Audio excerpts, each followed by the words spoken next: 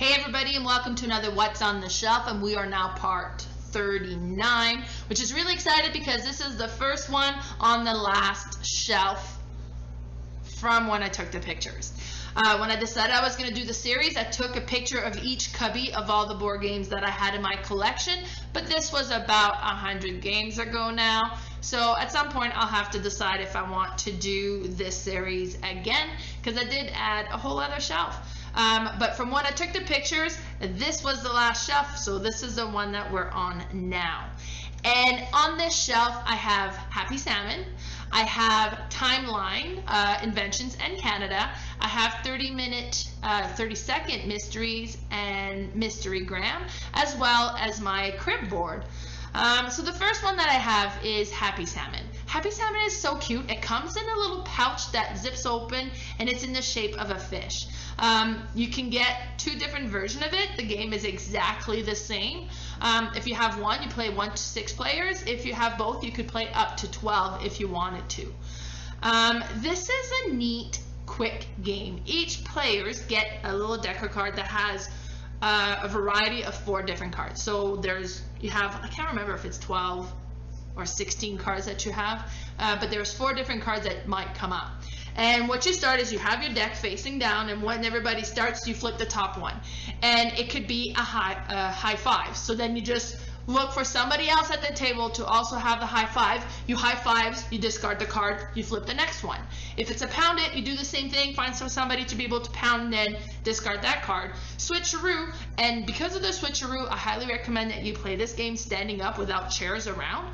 Because when you get a switcheroo and you're looking for somebody else to have that, when you do, you both run around the table and take each other's spot at the table, discard that card, flip the next one. And you get the Happy Salmon shake. And the way that that works is, and I'll demonstrate, you go in for a handshake, but you hit each other's forearm like you're a floppy fishtail, I guess. So that's the Happy Salmon shake. This game's hilarious. It plays super quick. It's very hectic. It gets loud, but it's fun. My mom, who's not a board game player, borrowed this one over Christmas. She played it with her spouse and her friends, and they're all non-gamers, but they had a blast with this one. It's just a fun game. Next one I have is Timeline, and I mentioned I have both Inventions and the Canadian version. And the way that this one works is everybody gets 4 cards, and then the one card goes in the middle and is turned face up, and it shows the date that this particular invention took place. And then you'll look at your 4 cards and you pick one and you have to add it to the timeline. So did it happen before or after the one that's already on the table? Now in the beginning it's not so difficult, but once you start having a long line of different inventions, and it gets a little bit trickier trying to figure out where it fits in that timeline. The goal of the game is to be able to discard all of your cards, because if you put one and you're correct, you're down 1 card. If you're incorrect, you have to draw another card. So it's a very interesting game. It has neat information on it. It's not as easy as it sounds sometimes. This is an example that I had, so the first automobile, when we had that one, it's like, oh, probably, I don't know, 1900s maybe? Yeah, it's 1769. We're way off on that one. So it's just an interesting one and a fun one to play. The Canadian version is the exact same, but it's going to be inventions and things that took place in Canada, and again you're trying to fit in the timeline. And by the way, our national anthem became the official national anthem a lot later in life than I thought. In fact, I was born, I thought this happened way before I was around. So really fun, neat, quick game. I often bring these ones at the restaurant, so we order our food, play a quick game of this while we wait for the order to come in. Next 2 that I have is the 30-second Mysteries and the Mystery Grahams, and this very similar. And this will be like, you'll bring one up, there's a puzzle to it, the first one to guess it correctly gets the card, first player to get 5 cards, the winner. So the first one is, it has this very simple small mystery. The example that I have here is a group of uniformed men calmly and methodically enters a house during broad daylight and takes every possession that a family owns. the police aren't contacted and all the missing items are found. And the mystery is, why weren't the police involved, and where did the family find their belonging? And it'll have a series of clues that you can provide. So if anybody comes up with what the mystery is, what the answer is, they get the card. If nobody does, then you give the first clue. The first clue in this case is the men were paid, but it wasn't a ransom. So it's like, okay, well, what could it be? And in this case, the family was moving and they hired a moving company.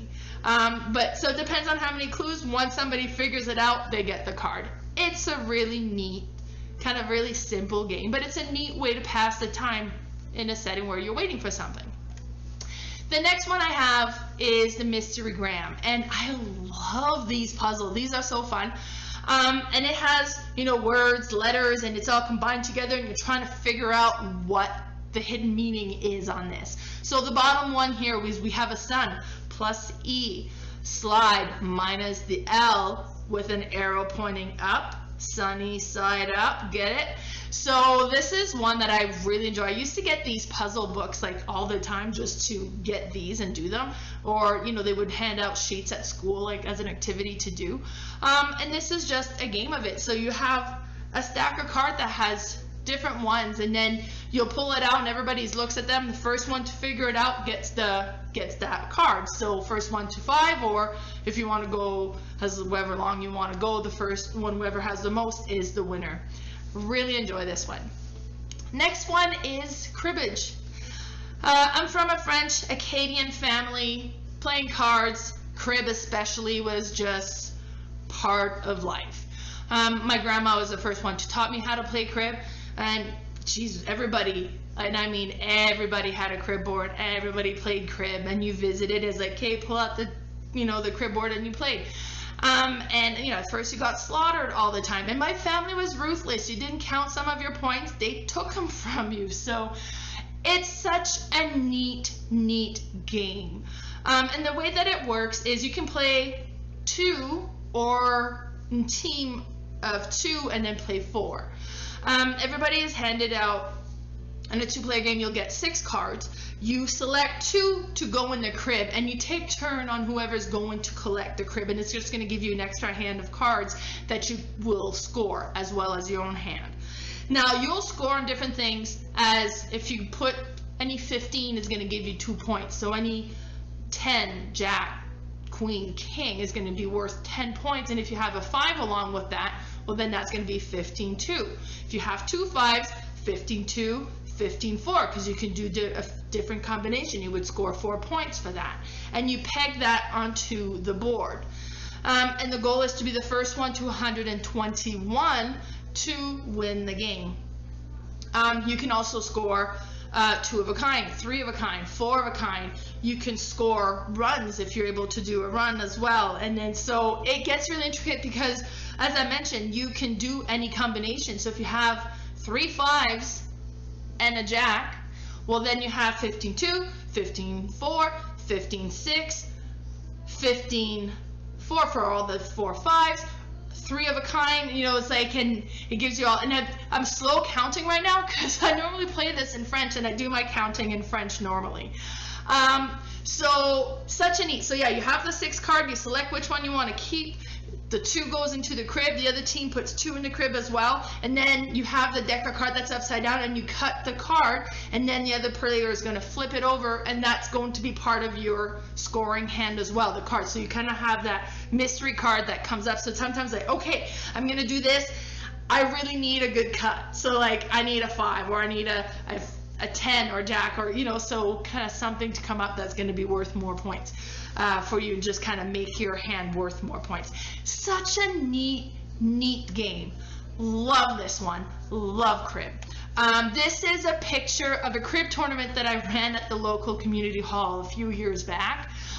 Not to brag or anything, but once I was a crib tournament champion and I won 200 bucks. So neat. If you haven't played crib, do. It's so fun. It's been around since 1630, I think it said. So it doesn't stick around for being a boring game. And then that's it for that cubby. So be sure to follow me on Facebook at Disbury Area is playing all the games. I am also on Instagram as boardgame_mama. I'm also running a podcast called The Board Game Specialist with Carla. and we do post every Monday, as well as a YouTube channel. My channel is Board Game Mama, so be sure to check it out and to subscribe to that. So stay tuned for the next What's on the Shelf. Bye, everybody.